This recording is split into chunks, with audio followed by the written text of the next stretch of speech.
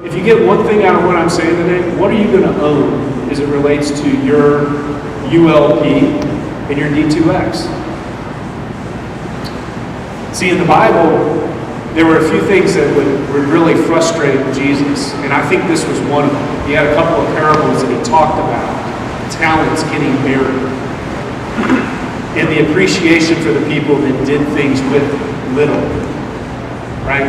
People that took things, maybe not even with the greatest of talents, but they took what was given to them and they planted it and they did something with it. Timeless principle.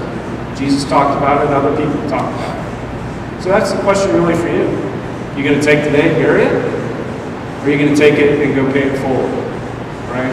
So what are you going to own as it relates to that? All right? So the last thing I want to say, and I'll bring up a buddy of mine. In the Fort, we did a one-year celebration, almost 3 years ago now. And we coined a term called invergence. Right? And actually, I kind of put today as an invergence. It's where you lead with a third F, and it happens to have some fellowship, and then there's a workout that happens around it. Right? What could this invergence be for you? We started it at a campground. We do it in September, usually the last weekend in September. We've done it 3 years now. We started off with, it was a potluck, so it's typical F3 guys, right? So we all show up with buckets of chicken, prepackaged cookies and Doritos, and some taco dip that our wives had made and thrown together and left in the fridge. And we had like no serving spoons, not one. So we're out there digging it out with forks. And, it's been great. And we've done that 3 years now, and now we got a little barbecue challenge, and people figuring out what they can do. That's what we did. And we have guys that come to that invergence that would never come to an F3 workout. We have a third F event that we do every other quarter, once a quarter, sometimes monthly, as part of our third F. We have a third F leader in our Fort region. He is accountable for third F. Every month he sends out an email with a theme about what we should be thinking about and talking about in our cues as leaders. If they want to weave a message in about this month is about marriage, not about God, just about being a good husband. So guys that are cueing workouts are coming to that workout with something good to say about marriage. Most men that are married seem to be interested in being married. They want to know how to do that better. So we have a guy that's on point for doing that. Who's your third F leader here? There he is. So the possibilities of what you can do are endless. And then we said, well, it's got to be bigger than just third F. And so we started looking at this idea of accountability. And what does it mean to kind of take this second F to a whole nother level? And we realized that, what happens after a few years, right? We kind of develop our beer drinking buddies. And we start doing life, and we talk about stuff, but we don't really get to the thing. The thing. You know what I'm talking about. It's, and here's the way I'd explain the thing. A good buddy of mine that I'd gone to school with called me, this was about a year ago. He classmate, beautiful family. He said, Scott, I need to talk to you right now. I'm like, man, I hadn't heard from you in a few weeks, but by the way, this guy was in a Bible study at my church. So he called me and he said, I need to be with you. And I'm like, I had a meeting to go to that night. I said, whatever, man, I'll drop it, I'll be there. So I met him at a restaurant. And my friend is sitting across the table from me, and the tears just start coming down his face. He says, I've been having an inappropriate relationship online with a number of women. And he said, my wife's found out about it the second time it's happened. So I've not been intimate, but it's ruined my marriage. In fact, she may throw me out of the house. This thing could be it. And it got pretty bad, and he knew a lot of details about it. And I just see my friend crushed across the table. And I started thinking to myself, here's a guy that I know really well. I'd probably die for this guy, right? And as much as I was doing life with him, I still did not even know this big thing that he was hiding behind the curtain. I thought to myself, well, what had I done? What in our relationship had I created that would give him the opportunity to actually share that with me? I guarantee he gets a call from me about every month now, every 3 weeks on how's that going, as he's been mending and trying to mend this. But men, this is exactly what I'm talking about. We go through life, we drink beer with our buddies, but we don't talk about the thing. We don't have somebody in our life that we're willing to say, you know what, I've been drinking too much. And I mean, I need to really tone it down. And when we get together, I want you to look at me in the eye and start asking me, how's that going? And maybe pornography, right? I mean, I hear women all the time, these same women that are coming up and asking me about, would you help my husband? I can hear the same excuses. One just broke my heart. I remember a woman telling me, she said, you know what? I don't mind that my husband goes to strip clubs. She said, I'd rather him just go and look, and him go and buy, and go out and do the other thing. Cheat on me. Now, by the way, they'd fit in nice and neat in Daniel Island. They'd fit in. This is not like, these are our people, right? These are people that we do life with. And I'm sitting here going, can you believe that a woman would make an excuse like that for her husband? Well, where's that guy? Right? You ever told them to say, do you understand that that's somebody's daughter, and that while that may have been something you did at a certain point in your life, right? All of which we've all asked for a lot of forgiveness for, that somebody hasn't looked at him and said, you know what, it's probably time you gave that up. It might be time for you to maybe put down the mouse and shut off the computer. So this idea of whetstone comes from a blade and a stone, and my buddy Stinger's going to get up here and talk about this. But this is going to be, we have a whetstone leader in the fort that is in charge of, on being on point. He has a heart for accountability. He is on point for making sure he connects men to each other for accountability purposes. So whatever it is, that thing that you really want to own, that's the accountability that we're putting on point for. Right? So man, couldn't be happier to be here. You got a lot of people pulling for you because we all love coming to Charleston. And I'm excited to be able to come down and work out with you sometime. But Stinger, why don't I bring you up and talk a little bit about whetstone.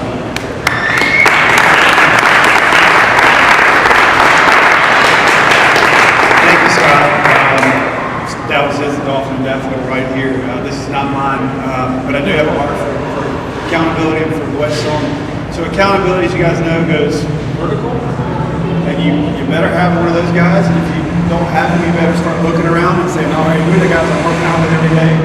Who are the guys that I respect and admire? And I want that guy to look me in the eye and say, you're a better man, you can do this, or you shouldn't be doing this. So that's the vertical. There's the horizontal as well.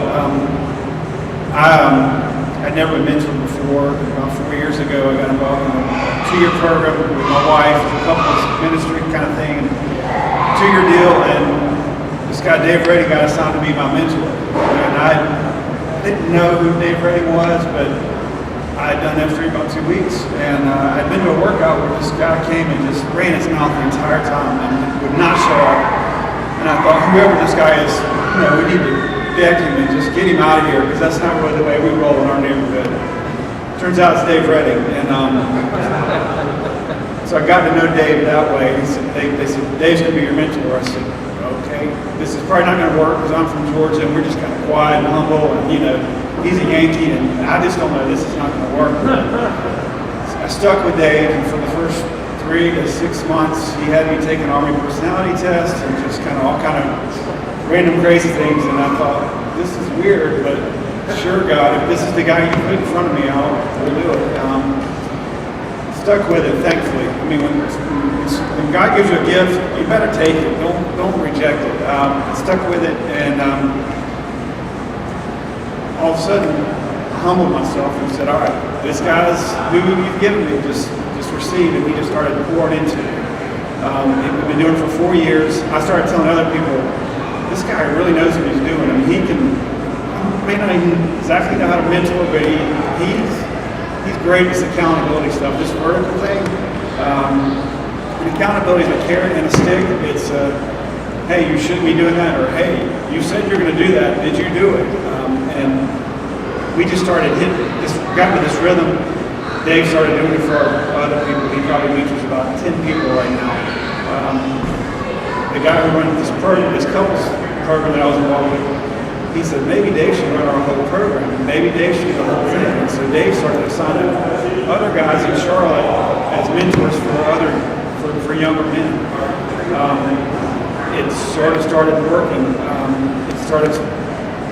We got again, the rhythm kept going better and better and better and better. And Dave came to me one day and said, hey, let's get Santini to come talk about accountability, and would you mind talking about our mentoring, what we've done over the last 4 years? I said, I'd love to, that'd be great. I love you, Dave. You've been huge in my life.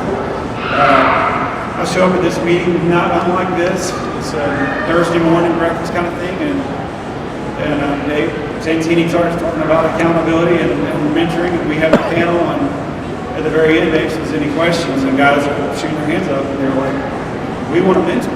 And that's when Dave said, great, Stinger's running the Whetstone program, and he's going to figure all this out for you guys. So that's kind of the way it happened. I don't consider myself to be an expert in mentoring, but I do have a heart for this. And what Dave's done for me over the last 4 years has been amazing. I've had the good fortune to have 3 or 4 other guys come to me and say, hey, would you be willing to mentor me? I said, absolutely. The crazy thing is, some of the guys I'm mentoring now are mentoring other guys. So it truly is it just keeps going and going and going. I won't get all biblical on you guys, but 2 Timothy 2:2, Paul talking to Timothy, he said, Timothy, what I've taught you, you're to go and teach other men so they may go and teach other men. This is what we're supposed to do. We're supposed to have the vertical, but we've got to have the horizontal too. So the Whetstone program is that. It's that opportunity to be in the present of another man's life, to really pour into him. You don't have to have all the answers. You're not there to fix him. You're there to just walk through life with him, talk about his marriage, talk about his work, talk about his finances, talk about his struggles, talk about all the aspects of his life. And you may not have the answer. I met with Dave. We meet every 3 weeks now. Initially it was every week, and then it was every 2 weeks. Now it's every 3 weeks. I guess he's giving me a little more rope, but I poured something on him on Thursday, and he said, brother, I don't know what to tell you. All I can do is just pray for you. And it's not a fix-it thing, but it is an opportunity for you to pour into another man's life. We didn't have content in there originally. Dave and I did some crazy stuff. Some worked, some didn't work. Like I said, he's had an opportunity to experiment with about 8 or 10 guys. And I think we've gotten the content a lot better. I've got handouts. I've got 25 copies. Sorry I didn't get one for everybody here, but he's calling it now the Q source. It's basically how to teach a man to be a high-impact man, but it's a progression in time. And what I'm saying is, don't be afraid. You got to have the Whetstone down here. It's just I've gone around and spoken to so many different groups, and I'm not a speaker. I'm not Santini or Crotch Rocket, but it's huge. It's the impact it's having on guys. The guys in Metro, the impact it's having is huge. But a lot of guys, when they get asked to be a mentor, they're like, I've never done this before. And after the first 3 or 4 coffees, what are we really going to talk about? We've got a little bit of a playbook. It's not prescriptive, but it can help you kind of walk through that. And it's really simple. And what's crazy is it's 3 F's. Again, it's how's your first F, how's your second F, how's your third F. Dave and I go through that every single time. How's your first F? Are you working out? Are you hitting your goal weight? Are you eating too much? Are you drinking too much? All those crazy things. Just basic stuff. If you ask those, even those questions, stuff will come to the surface. I promise you. How's your diet? How's your gesture? Dave, so everything in this document that I have, Dave is posting. This is all Dave content.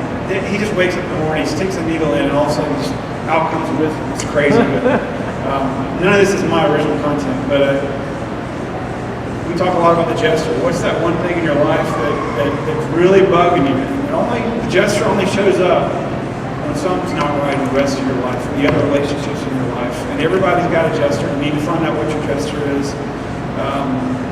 Mine's anger.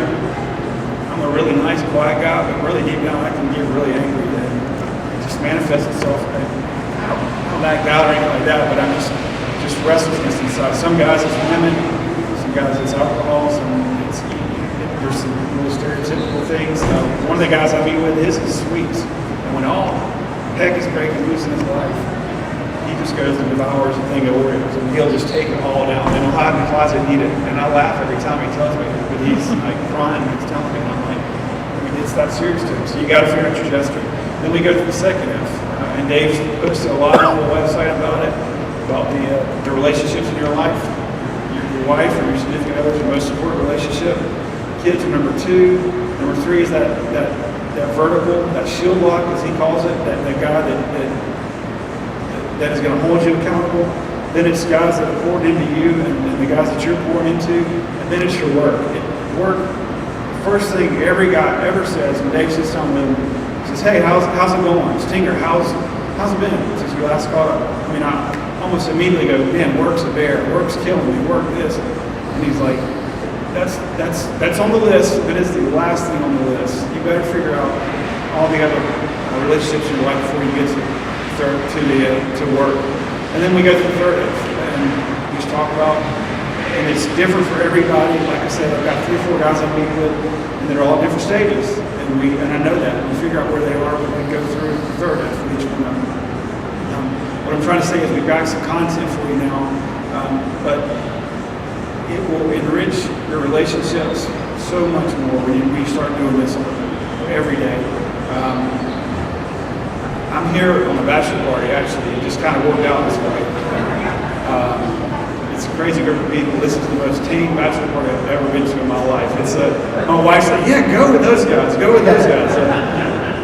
It is a good, solid group of guys. They're all 10 years younger than me. I love being around these guys because I was such a knucklehead in my late 20s and early 30s. Such a knucklehead. They're all late 20s, early 30s.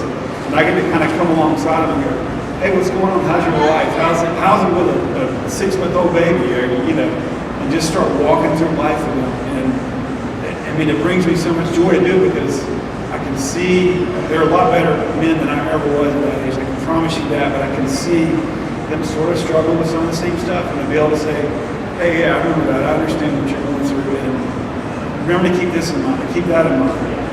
It's huge. I run BRR with the guys that are about 10 years older than me too because they're just fun. It's fun to be able to pour them. Dave does the same thing with us. I mean, he's 10 years older than me.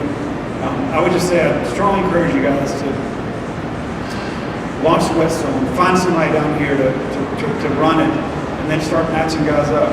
In terms of the matching, I was telling Dooley that I thought I was like the ultimate matchmaker in Metro.